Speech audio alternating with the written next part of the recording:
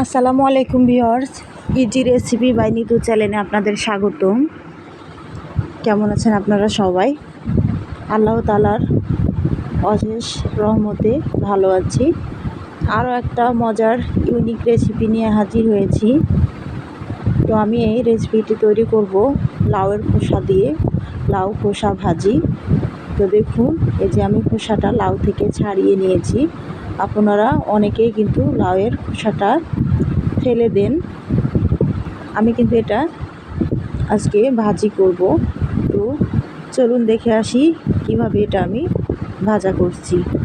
প্রথমে লাউয়ের খোসাটা সারি সারি করে 1 থেকে 3টা সুন্দর করে ধরে বটি দিয়ে কুচি কুচি করে কেটে নেব। এই যে দেখুন কিভাবে ধরেছি, আমি এখানে 5টা নিয়েছি।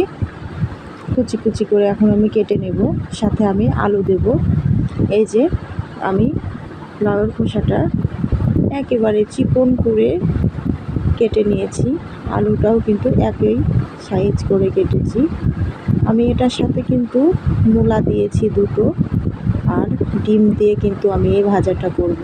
অসম্ভব মজাদার, দুর্দান্ত স্বাদের কিন্তু এই রেসিপিটা। আপনারা যদি না খেয়ে থাকেন, অনেক মিস করেছেন।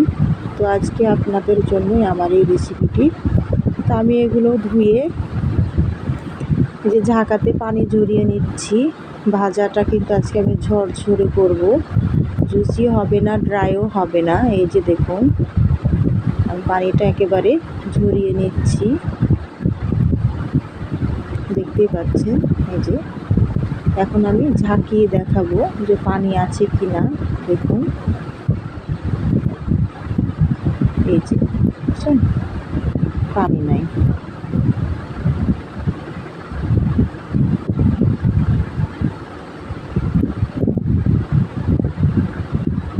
এখন আমি এই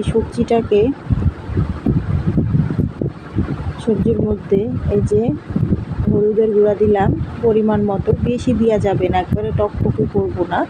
মানে খোসার যে একটা সবুজ ভাব আছে, সেটা যেন আর একটু ভালো হয়, কালার আসে। তার কারণে কিন্তু এখানে আমি হলুদের গুঁড়াটা ব্যবহার করেছি। দিয়েছি পরিমাণ মতো লবণ, দেখতে পাচ্ছেন। এবার আমি চুলায় চলে আসছি।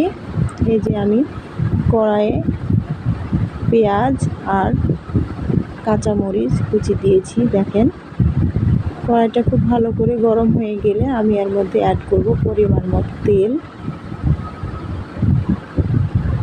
যে আমি পরিমাণ মতো তেলটা দিয়ে দিলাম।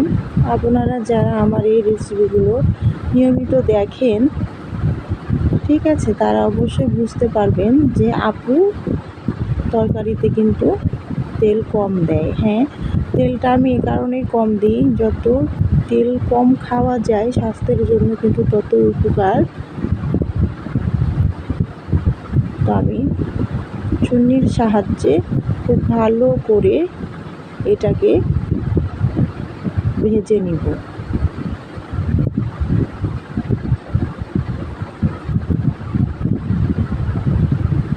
যারা লাউ খোসা ভাজি খান নাই, তারা আজকের এই রেসিপিটা ফলো করে বাসায় একদিন ট্রাই করে বুঝতে পারবেন যে কী জন্য এতদিন আমরা লাউয়ের খোসাটা ফেলে দিয়েছিলাম। এর তো অনেক সুস্বাদু, মজার এবং স্বাস্থ্যকর একটি খাবার। এটাকে ভাজা করার পর গরম ভাত, রুটি এবং পরোটা দিয়েও কিন্তু খেতে পারেন। বোঝাই যাবে না যে এটা লাউ খোসা ভাজি। অসম্ভব মজাদার একটা রেসিপি। পেঁয়াজ মরিচ ভাজা হয়ে গেলে আমি এর মধ্যে ডিম অ্যাড করব। একটা আমি ডিম নিয়েছি, আপনারা দেশি ডিমও নিতে পারেন, হাঁসের ডিমও নিতে পারেন। আমি এখানে আমার হাতের কাছে যেটা ছিল সেটা দিয়েই করেছি। যে পেঁয়াজটা ভাজা হয়ে গিয়েছে, আমি এখন ফার্মের ডিমটা এর মধ্যে ভেঙে দিয়ে দেবো। এই যে দিয়ে দিয়েছি ডিমটা। এখন খুব ভালো করে ভেজে আমি নেব।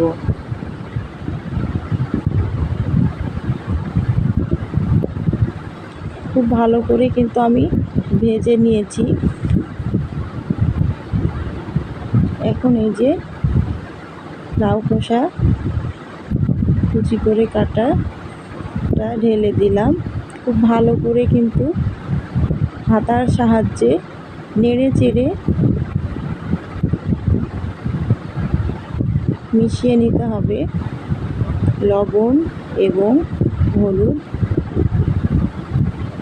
খুব সুন্দর করে আলতো হাতে 2 থেকে 3 মিনিট দেখতে পাচ্ছেন আমি নেড়ে চেড়ে মিশিয়ে নিচ্ছি সব উপকরণগুলো, একটাও যেন বাদ না থাকে।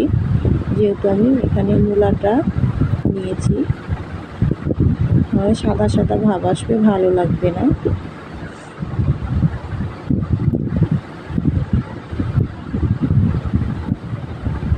এই যে খুব ভালো করেই কিন্তু আমি মিশিয়ে নিয়েছি সব উপকরণগুলো।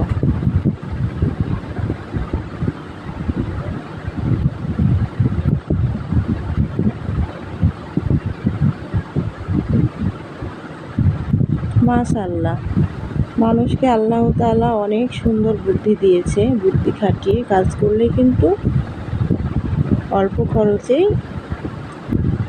দুর্দান্ত স্বাদের রেসিপি করা যায়।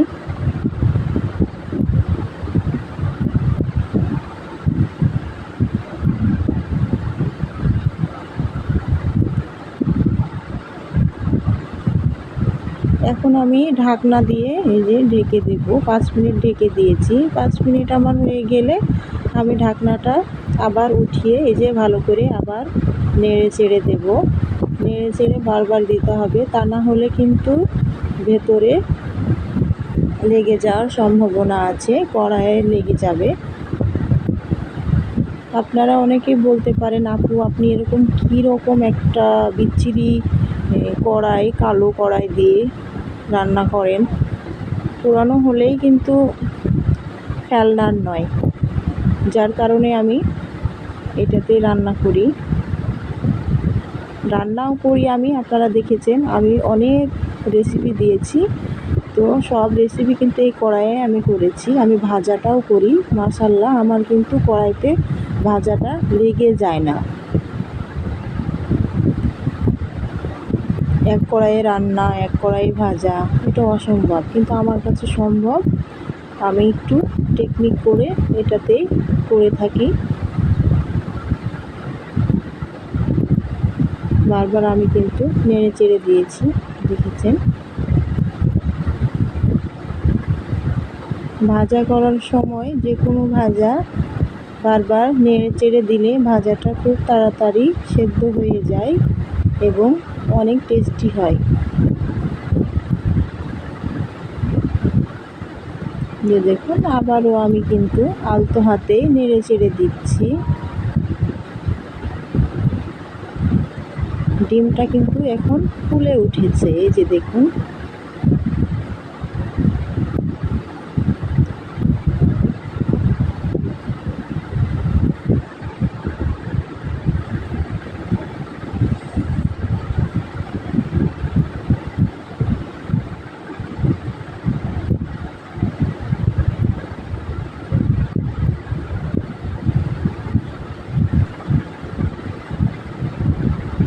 আমার ভাজিটা কিন্তু 80% হয়ে গিয়েছে, বোঝাই যাচ্ছে, যেহেতু ডিমটা ফুলে উঠেছে।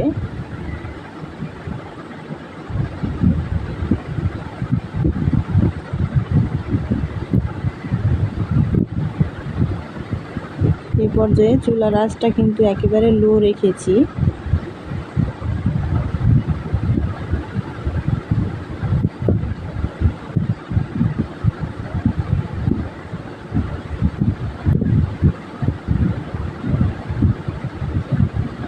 শীতকালে ধোঁয়াটা একটু বেশি দেখা যায়, গ্রীষ্মকালে কিন্তু রান্নার সময় এত ধোঁয়া আসে না।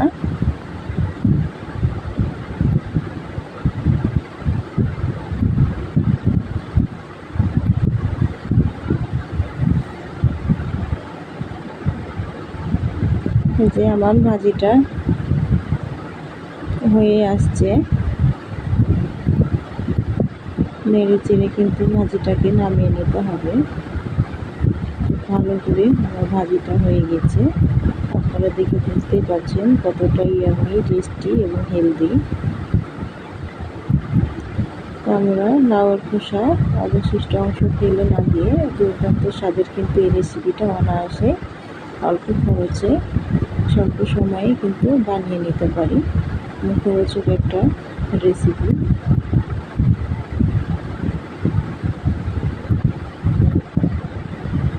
স্বাদ কিন্তু মুখে লেগে থাকে, বলার নয়।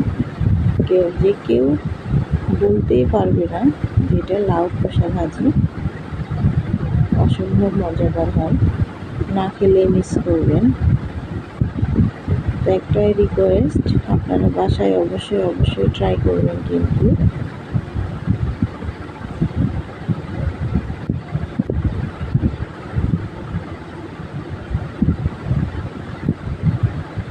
ভাজাটা কিন্তু এবার আমার এই পর্যায়ে হয়ে গেছে। আমার এই এপিসোডটা অনেক লম্বা হয়ে গিয়েছে, এই কারণে আমি স্কিপ করি নাই। আমি কীভাবে করছি লাউ খোসা ভাজি এটা পুরোটাই কিন্তু আপনাদের দেখানোর চেষ্টা করেছি।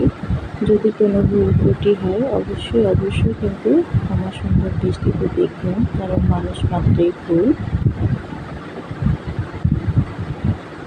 ভাজিটা আমার হয়ে গেছে, দেখতে পাচ্ছেন। পরিবেশনের পালা। তো আপনারা অবশ্যই আমার চ্যানেলের পাশে থাকবেন, সাবস্ক্রাইব করবেন। নতুন মজার ভিডিও পেতে অবশ্যই লাইক, কমেন্ট, শেয়ার এবং পাশে থাকা বেল আইকন চাপ দিয়ে রাখবেন। তাহলে নতুন ভিডিও কিন্তু আপনার ফোনে সর্বপ্রথম চলে যাবে।